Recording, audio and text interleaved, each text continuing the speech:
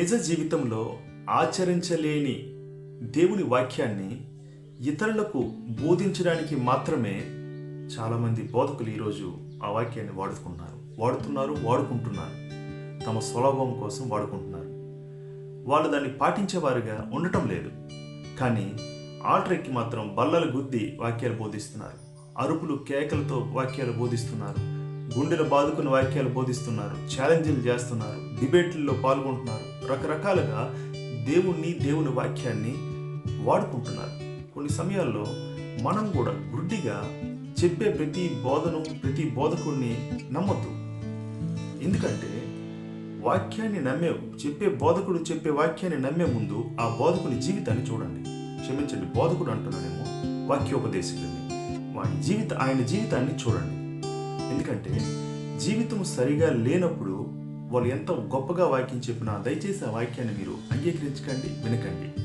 ఎందుకంటే యేసుక్రీస్తు ప్రభువారు ఈ లోకం వెళ్ళేటప్పుడు ఆయన చెప్పే ప్రతి మాటను ఆయన ఈ లోకంలో పాటించి మాదిరిగా మనకు చూపించాడు ఆయన జీవితం ద్వారా. సో వాక్యోపదేశకులైన మనము పాటించలేనిది దయచేసి బోధించకూడదు. పాటించలేనిది దయచేసి ఇతరుల విశ్వాసులకు వాళ్ళు పాటించమని వాళ్ళని బలవంతం చేయకూడదు. విశ్వాసులారా, మీరు కూడా గమనించాలి. ప్రతి బోధకుని ప్రతి వాక్యోపదేశాన్ని గుడ్డిగా నమ్మకండి. వాళ్ళ జీవితాన్ని మొదలుగా చూడండి. వాళ్ళు సరైన జీవితం కలిగి ఉన్నారా? మనుషులందరినీ ఒకేలాగా ప్రేమిస్తున్నారా? కష్టాల్లో ఉన్న వారిని వాళ్ళు ఆదుకుంటున్నారా?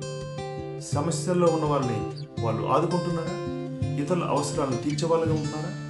ఇతరుల కష్టాన్ని గుర్తించే వాళ్ళగా ఉంటున్నారా? వాళ్ళు చెప్పే వాక్యాన్ని, వాళ్ళు చేసే బోధ ప్రకారంగా వాళ్ళు జీవిస్తున్నారా? వాళ్ళ విశ్వాస జీవితాన్ని, వాళ్ళ జీవితాన్ని మీరు మొదట గమనించండి. మోసపోవద్దు. All that glitters is not gold. మెరిసేదంతా బంగారం కాదు మన సామెత ఉంది. బయటికి వేషాలు, బయటికి ఆ రూపాన్ని చూసి, వాళ్ళ వాక్య బోధనలు చూసి గుడ్డిగా వాళ్ళు నమ్మకండి. ఎందుకంటే అంత్యదినాల్లో ఉన్నాం మనం. కాబట్టి ప్రతి క్షణం, ప్రతి దినం మనల్ని పరిశీలించుకోవాలి.